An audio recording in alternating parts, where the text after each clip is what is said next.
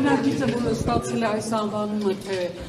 գումարով ծիծառայությունից ազատվելու, ինչու հետ դառավ, արդյոք հանրային, ինչու հետաձգեցիք, արդյոք հանրային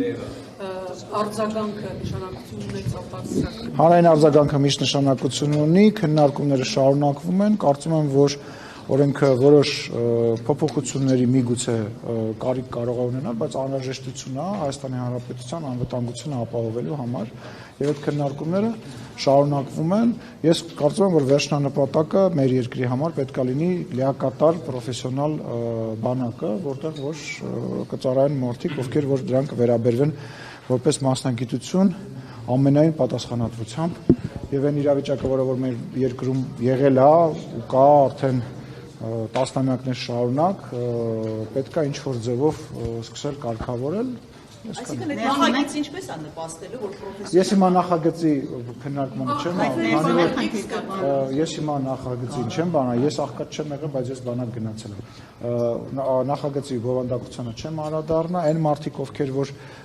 գումարով փորձել են իրենց երեխաներին ազատել բանակից, դա արել են,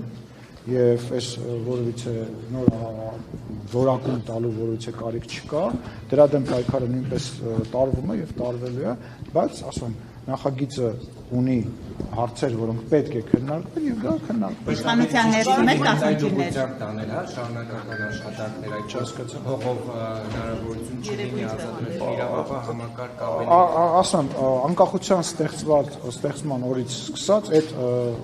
փորձերը բոլոր իշխանությունները տարել են, անում են, գնում են այդ ուղղությամբ, բայց կրկնում եմ մեր նպատակը, իմ ընկալմամբ մեր նպատակը պրոֆեսիոնալ բանակ ունենալն է, որտեղ որ որևիցե նորակոչի գծով մնացած նորմալ երկրներում են, որ մարդիկ, ովքեր որ կցանկանան իրենց կյանքը նվիրել զինծառայության, կստանան բարձր աշխատավարձ եւ կգնան